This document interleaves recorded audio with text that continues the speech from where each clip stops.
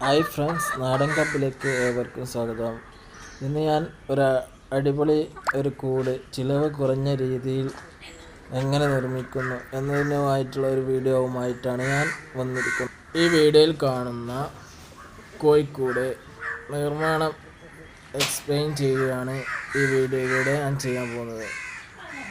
ഈ കോഴിക്കൂടിൻ്റെ നിർമ്മാണത്തിന് കുറച്ച് ഓളോ ബ്രിക്സ്, അതായത് വീട് പൊളിച്ച അതിൻ്റെ ഓളോ ബ്രിക്സ് എടുത്തു. പിന്നെ ഈ കടയിലുണ്ടാകുന്ന കടയുടെ ഡെക്കറേഷൻ്റെ പുതുക്കി പണിയുന്നതിൻ്റെ ഭാഗമായി ഡെക്കറേഷൻ ബോർഡ് ഒഴിവാക്കിയ ഷീറ്റ് എടുത്തുമാണ് കോഴിക്കൂട് നിർമ്മാണം നടത്തുന്നത്. പിന്നെ ഈ കൂടിനായിട്ട് ഉപയോഗിച്ചിട്ടുള്ളത് നെറ്റ് മാത്രമാണ് ക്യാഷ് എടുത്ത് വാങ്ങിയത്. ഇതിൻ്റെ നിർമ്മാണത്തിന് നമ്മുടെ കൈപ്പണി തന്നെ ആയതുകൊണ്ടും കൂലിക്കുള്ള ക്യാഷും ലാഭിച്ചു. ഈ ഇരുമ്പിൻ്റെ നെറ്റ് വാങ്ങിയതിന് മാത്രമായി ക്യാഷ് ചിലവായി. അത് ഒരു 1000 റുപ്യൻ്റെ ചോടായിട്ട് മാത്രമേ ക്യാഷ് ചിലവായിട്ടുള്ളൂ.